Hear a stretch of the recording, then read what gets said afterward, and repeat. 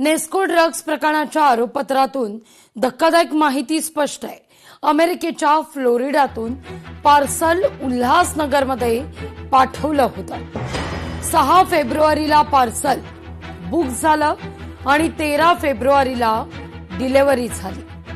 Hot Miami styles INC online company मार्फत 6 फेब्रुवारीला हे पार्सल बुक करण्यात आलेलं आहे।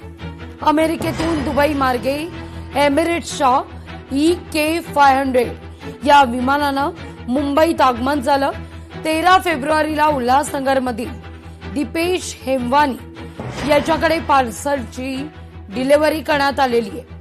नेस्को टेक्नो कॉन्सेप्ट मध्ये विद्यार्थ्यांकडून ड्रग्जचं सेवन करण्यात आलं। यामध्ये एकाचा दुर्दैवी अंत आहे। या सगळ्याविषयी अधिक माहिती घेऊया आपले प्रतिनिधी संतोष देवकर यांच्याकडून। संतोष, आता या सगळ्याचं फॉरेन कनेक्शन समोर येत आहे।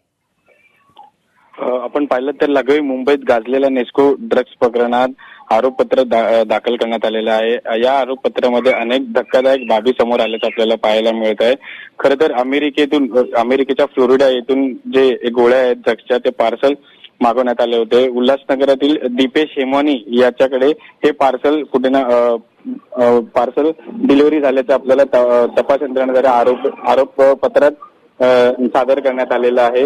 अमेरिकेच्या हॉट मियामी स्टाईल या ऑनलाईन कंपनी मार्फत 6 फेब्रुवारी रोजी हे पार्सल बुक करण्यात आले होते।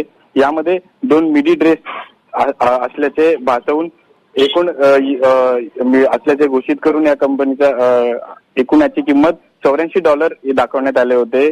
त्यानंतर आपण पाहिलं तर अमेरिकेतून दुबई मार्गे एमिरेट्सच्या EK500 या विमानाने मुंबईत आणण्यात आले होते।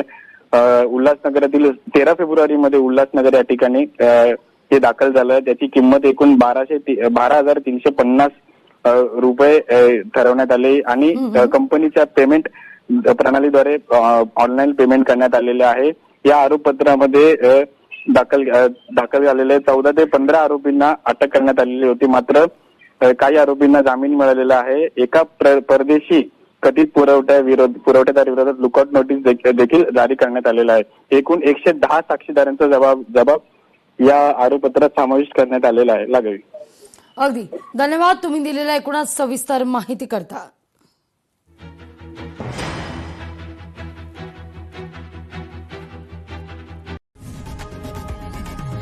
लोकशाही मराठी ऐका, पहा, जागरूक रहा।